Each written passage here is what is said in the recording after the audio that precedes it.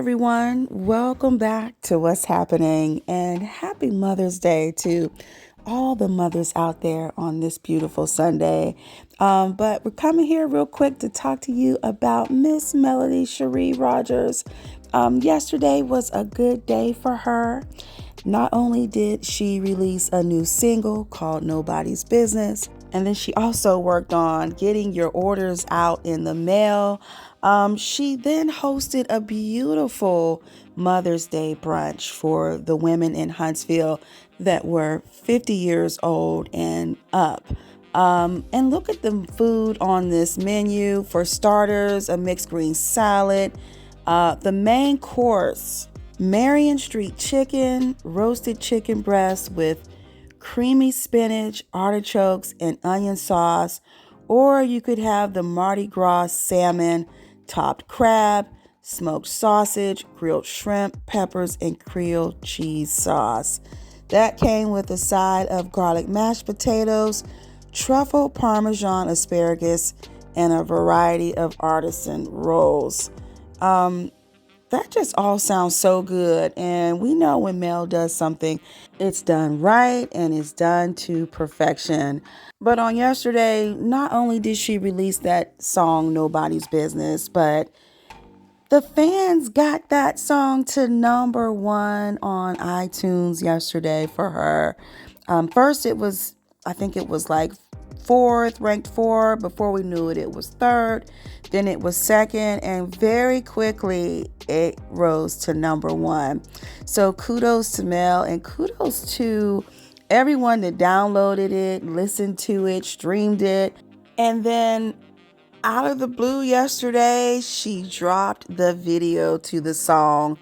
How did we get so lucky to get the single and the video all in the same day? I just want Mel to know I appreciated that, because I swear there's nothing worse than when a song comes out and now you're waiting on the video. So thank you, Mel, for putting out the song and the video all in the same day. But the video was genius, the way Mel had that put together. So we know Martell tried to come out with that interview in January with Tasha K, where he tried to paint this picture of Melody in a bad light. And it honestly all kind of backfired on him because nobody really believed him. They all knew that the way she was reacting was only because of something that he had probably done. In the video, she shows where he transferred $17,000 out of the bank account into his account.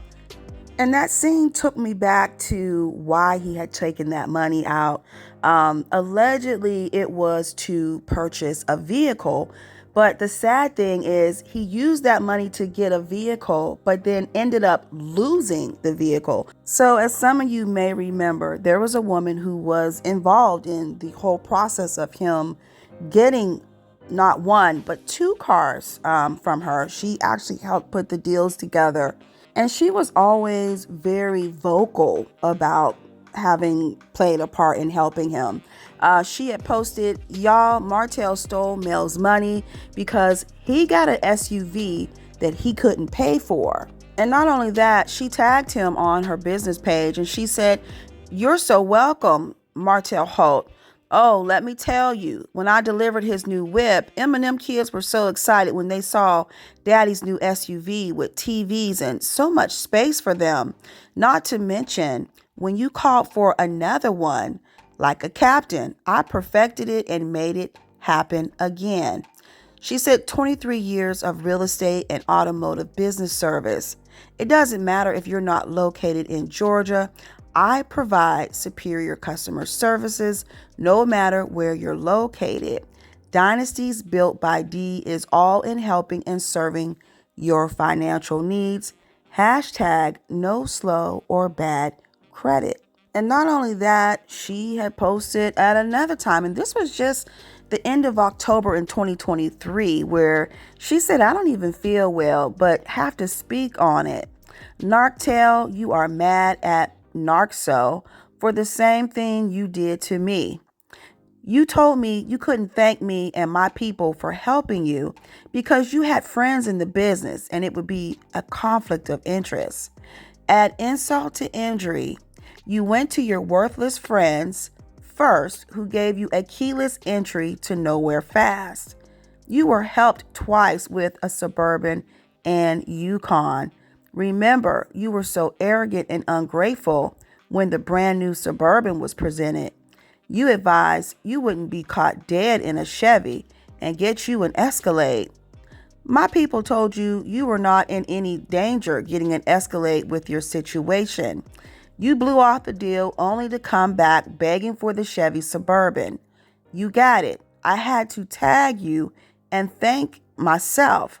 Your appreciation was met with return to sender after all the work and time put into your deal.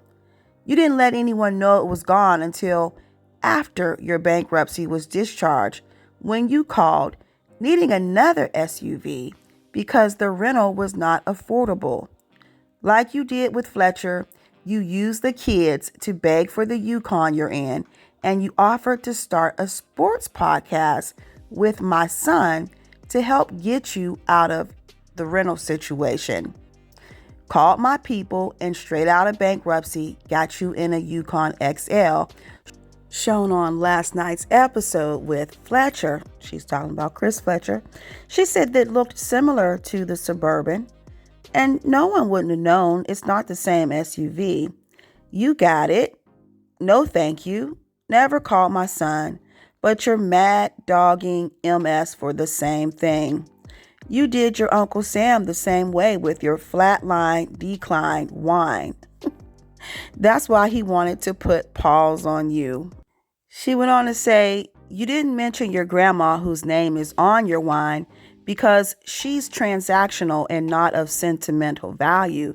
Typical narc standard operating procedures. And then she ends by saying, until you clean up your act, stop calling out your friends for the same behavior you conduct yourself because you're a trash friend too, and why I faded you to black. #darkness. Now, this same woman also tried to warn Tasha K about Martell, and she was going to reach out to Shari. She said, now, I understand 2 years ago when I advised Tasha K he was on the BS. She never responded. Tasha K is his narcissist supply. Capricorn to Capricorn and born on the same day. I reached out to Shari. I didn't want her going against Candy because I knew she wasn't lying, and I knew he introduced Belinda to me as his girlfriend, but on the show, he used Destiny to say that's her friend. I guess producers told him to lie about Belinda. Martell is the trash I didn't allow to pollute my 22. And she said, and don't let Tasha K and him pollute your 24. Now, when I say she was letting everybody know that Martell was a liar and a narcissist, but she wrote at another time, she said, trust your instincts and don't let a liar or toxic person manipulate you. I faded Martell to black because he was all the above. Martell can appear very convincing, but the more you're around him, you'll realize it's nothing but lies he's spewing. All he did was lie and plot against Mel. She said it's no coincidence that I texted him about him planting unreasonable doubt and far-fetched theories. Then, nearly 2 years later, Carson exposed Martell and AC were planting against Mel with Revenge P. And we see on the show, Martell definitely tries to just say, oh, it was just a text message, but fails to say that he shared such text message with his bed bug. Now, this lady, she also went on to show the text message she had sent Martell. She said, good AM, you should be an attorney for planting reasonable doubts, which are unreasonable and far-fetched theories. Now, some people didn't believe her, but she has been very, very vocal about it.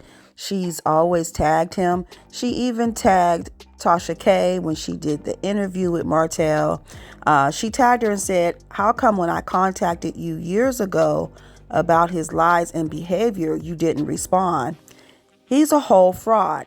He stole Mel's money to buy an SUV that he couldn't pay for, told us Mel moved to Atlanta and left him with the kids, why it was a sense of urgency to get the SUV. He went behind my back to contact my sister and advised her to write a contract and pretend that she was a buyer for his house. Ain't it funny how he's always trying to get somebody to pretend and do something for him?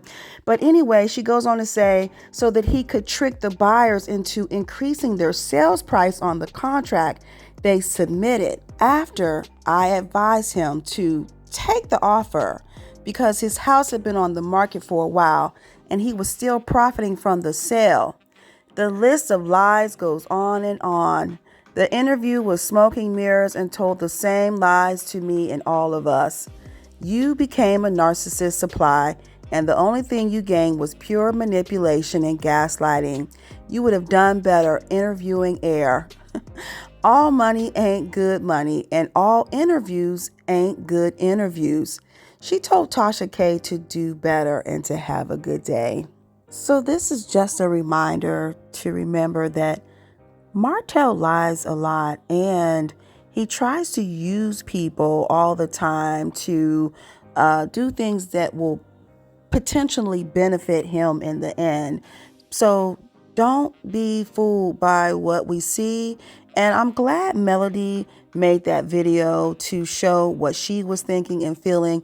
And also, she kind of showed us indirectly what she dealt with. It looks like there was definitely some abuse, and even the words in her song says, letting you hide all your bad parts just left me with scars. So there was a lot said without having to verbally say anything. But sound off in the comments below. Let me know what you think about all of this. Let me know what you thought about Melody's video and how she reenacted a lot of the scenes that Martell tried to release with his interview with Tasha K. And let me know what you think about the lady who helped him get a car, which she had to say about him. I thank you guys for watching, and I'll talk to you in the next video. Please give this one a thumbs up and be sure to hit the notification bell so you never miss an update from what's happening.